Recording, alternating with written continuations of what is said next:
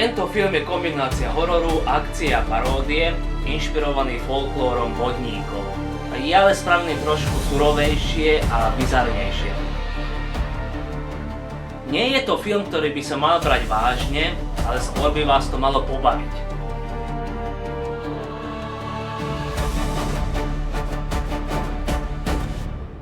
Volám sa Zdenko Molnár a som režisér filmu Nejasný obojživelník.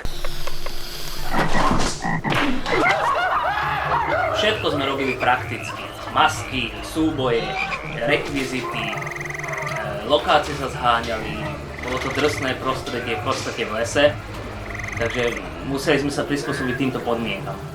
Preto je pre mňa Nejasný obojživelník dôkazom, že film sa dá robiť aj z nízkeho rozpočtu, ak máte dobrý nápad, partiu dobrých ľudí, ktorí sú schopní ísť až za hranice svojich možností a proste baviť sa.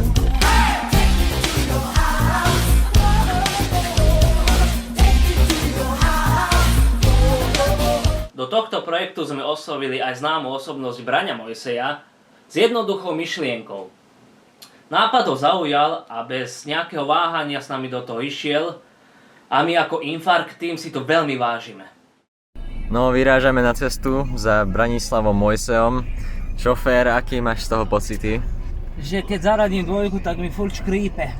No, a Miro? Pocity?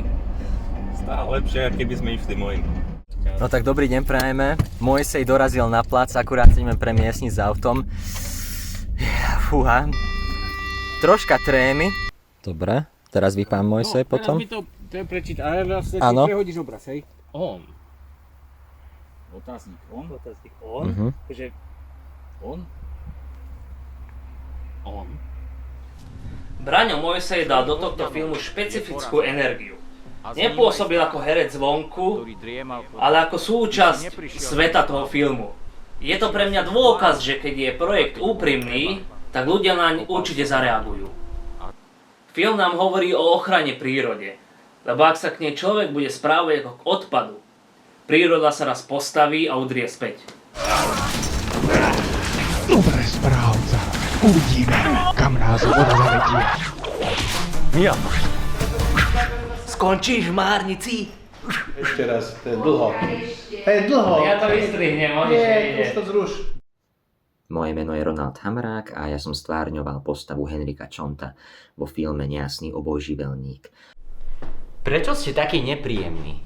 Snažíme sa všetci pomáhať.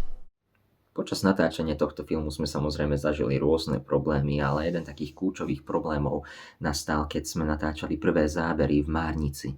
Keďže sme mali úplne inú lokalitu a prišli sme na to, že tá daná lokalita veľmi nebola vhodná na Márnicu, keďže Márnica by mala byť samozrejme sterilné prostredie a malo by to aj nejako vyzerať, tak neskôr sa nám podarilo vybaviť lokalitu v Kaštieli Modra, kde vlastne sme videli, že aj amatéri môžu ten obraz nejako dobre podať.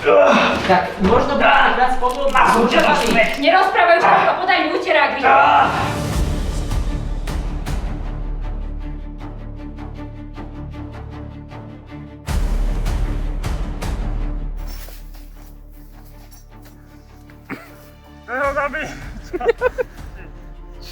Co? Potom na druhú stranu, Miro. Ale musíš drhať, jak zapališ. Normálne sa prekotúvaj.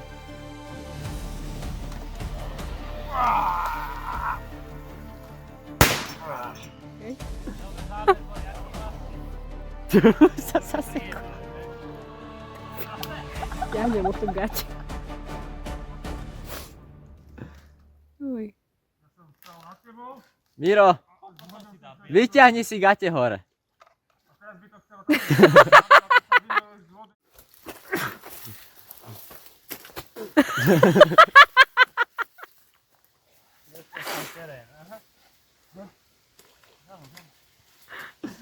Tu keď si sám.